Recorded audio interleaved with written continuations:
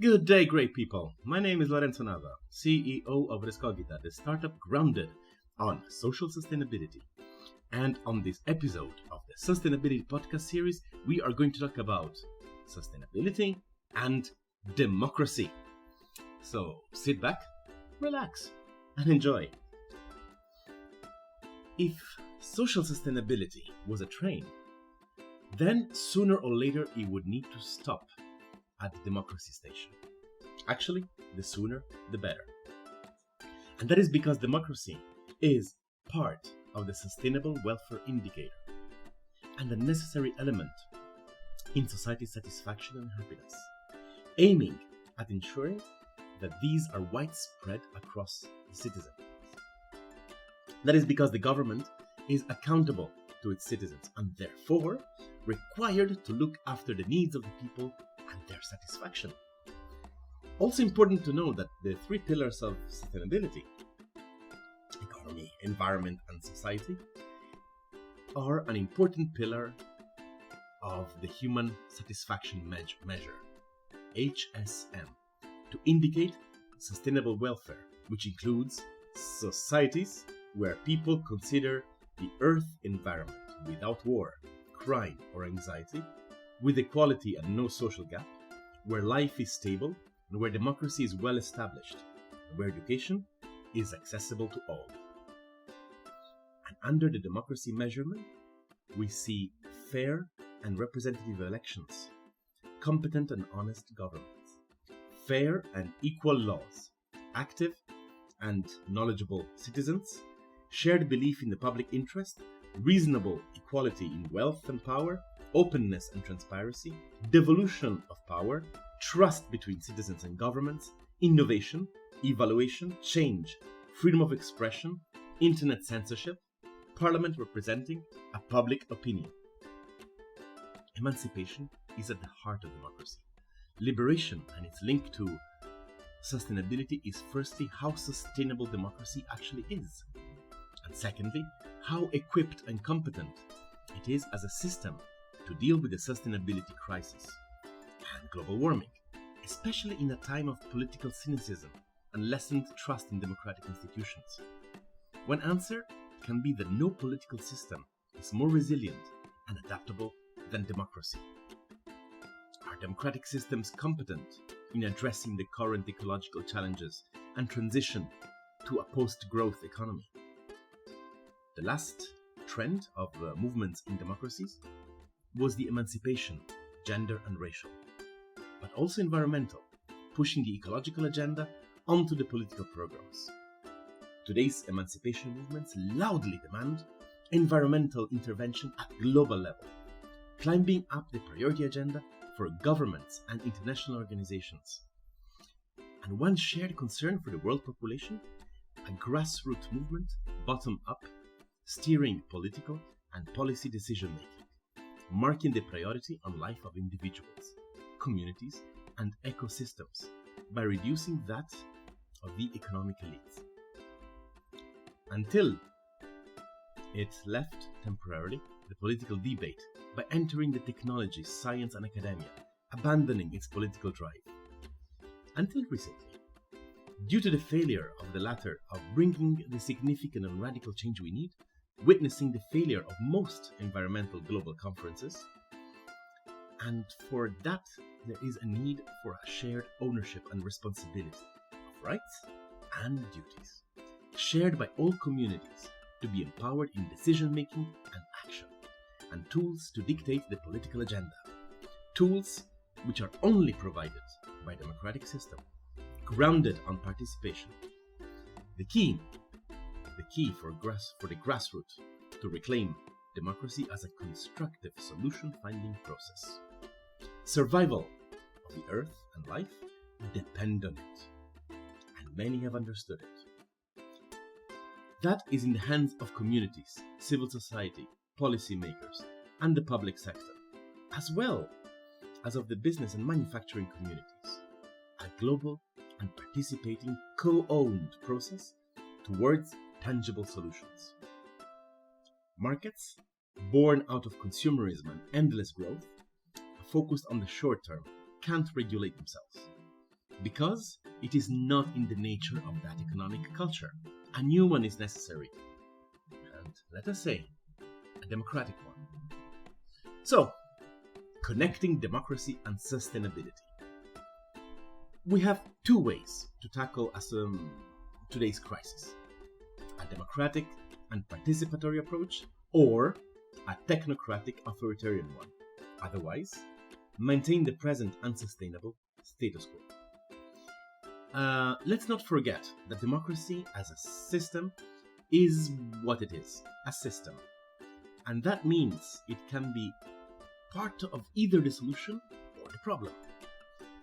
So it's not about the system per se, but the attitudes of the citizens and sectors of society in addressing and using the system to steer it towards sustainable approaches. The faults of the system today concerning sustainability are quite a few. Being anthropocentric and based on voting does not represent ecosystems with no political voice. It is fixed in the present with goals varying from election to election, addressing today rather than tomorrow. Is a fertile system for compromise, which in ecological terms does not work.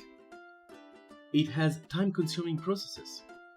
Today it is very individualistic and egocentric around individual needs and wants, aligned to the will of the majority, often appealing to individual hedonism, under pressure to reduce costs, burdens and sacrifices of its citizens in order to be re-elected. Being emancipatory, it can't restrict rights and material conditions that impact the majority unless it has tangible benefits. Does that mean that we need to choose between saving the planet and ourselves and our rights and quality of life? Or rather, there is a need for a wider ownership of the problem and equip the population for the next step and a bottom-up approach, democratically legitimized. We are looking at local cross-sectorial cooperation between public, private and third sectors, and unorganized citizens, creating policies and implementing them that can be subsystems regardless of government support. Like the US states, who chose to respect the Paris Agreement, regardless of the White House position in the Trump era. As well,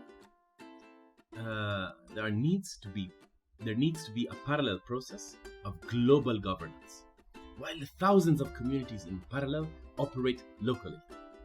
Norway's ban on cutting trees is, of course, an initiative to be praised, and also a drop in the ocean when it comes to global deforestation.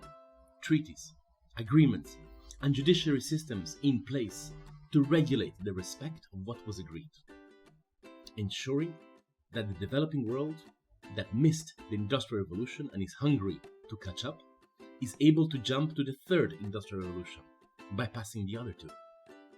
In other words, the individual and communities need to demand and act in favor of life, survival, and ecosystem. Pressure their decision-making bodies to act as well and place it on the global agenda, because it is a global challenge, not a national one. A country implementing the greenest and most sustainable policies will not be spared because of that from environmental disasters spurred by global warming. So, the inability of democratic systems locally, nationally, and globally does not demonstrate that this is not an efficient method to tackle sustainability. Rather, that there is a democratic deficit, and what we need is more democracy, a next level of emancipation that distances the destructive practices of careless growth and consumption as the only economic model. This would be something brand new in humanity's history and an uncharted land, as there is no model or economic, social and political experiment where this has been tried out, and yet so necessary to pave the way for the future, and distant from the present consumer-based attitude and value based on acts of self-construction, self-expression and self-experience at the expense of the community, and biosphere construction, expression, and experience. That meaning that the inclusive, diversity respective, transparent, and accountable representative elements that make a democracy need to enter a post-democratic transition period, where this becomes a governing practice, not only applicable to governments and public authorities, but include also the third sector and private sector and population at large as an attitude, as a responsibility, and as a right. So, democracy and sustainability is really a joint cause. A new manifesto argues that the advance of democracy and of sustainable development is at heart a shared endeavor. Halina Ward and Claire Shine explain the initiative purpose and invite support. That way, democracy works in many countries today, where it is geared to short-term electoral cycles and political comparison based on GDP growth, makes it badly prepared for the great intergenerational challenge that will dominate the next generation. Among them, climate change, resource scarcity, and demographic pressure, such as aging or expanding population. Democracy, as it has evolved over the past 200 years or so, has always been about delivering more. It has relied on conventional econometric measurements as its main unit of accounting, rather than on the real values, the real added value to society. The flaws of this approach are increasingly clear as the environmental pressure and impact of the human thirst for more intensifies from local to global level, as accelerating environmental degradation strains food, energy, and water resources, an ability of existing institutions to cope with the resulting social, economic, and demographic pressures will be sorely tested. In some regions, potentially to a breaking point. The opening words of the summary of the authoritative GEO5 Global Environment Outlook in 2012 was an initiative of the United Nations Environment Programme, namely that of the currently observed changes in Earth system are unprecedented in human history, and this actually hints at the scale of the change that is required. Democracy is central to these changes.